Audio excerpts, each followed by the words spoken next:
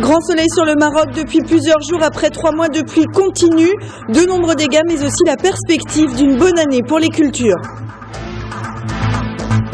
Le G7 réuni à Rome jusqu'à demain. Les ministres des Finances vont ausculter l'économie mondiale. Aux États-Unis, les consommateurs n'ont pas attendu pour changer leurs habitudes. Bonsoir à tous, bienvenue dans cette édition. Le temps printanier va doucement permettre un retour à la normale au Maroc. L'aide d'urgence est parvenue ces dernières 48 heures aux habitants isolés par la neige dans la région de Khenifra. Reportage de Charlotte Kahn, Mohamed Chakir et Hervé Guibaud.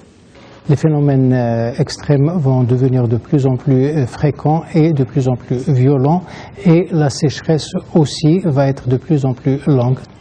Bonsoir, merci d'être avec nous. Votre parti a décidé de ne pas participer à l'élection présidentielle du 9 avril. Pour quelle raison ? Le FFS a décidé de boycotter les élections présidentielles parce qu'au fait, il n'y a pas d'élection puisque le chef de l'État a décidé de se faire réélire lui-même. Nous retrouvons immédiatement Virginie Villard, notre correspondante au Liban. Virginie, bonjour, vous êtes à Beyrouth. Quelle est l'atmosphère de ces rassemblements ? Écoutez, il y a moins d'une heure, juste derrière moi, vous le voyez, sur la place des Martyrs, on a assisté à un rassemblement monstre.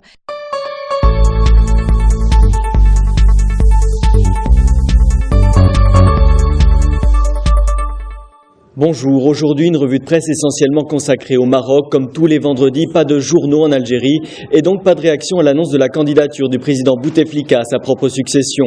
En revanche, le matin du Sahara à Rabat revient brièvement sur l'événement dans son édito de ce matin. Le quotidien estime que celui qui a bloqué le Maghreb pendant 10 ans sera à coup sûr réélu.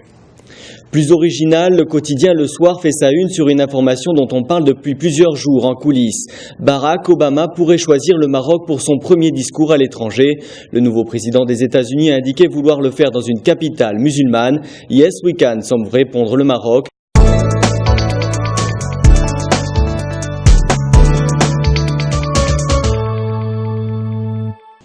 تحية رياضية لكم مشاهدينا، نحييكم أينما كنتم ونقدم لكم نشرة للأخبار الرياضية نبدأها من المغرب، حيث أنهى المنتخب المغربي لكرة القدم أول أمس تحضيراته للجولة النهائية من التصفيات المؤهلة لكأسي العالم وأفريقيا 2010 بتعادله مع المنتخب التشيكي بدون أهداف. نفى نجم المنتخب الجزائري ونادي مارسيليا الفرنسي كريم زياني أنه كان يود اللعب للمنتخب الفرنسي الذي يلعبه نجوم من أصول جزائرية ككريم بنزيما وسمير نصري. وقال زياني في مقابلة صحفية بأن فكرة الانضمام لمنتخب الديوك لم تراوده بتاتا.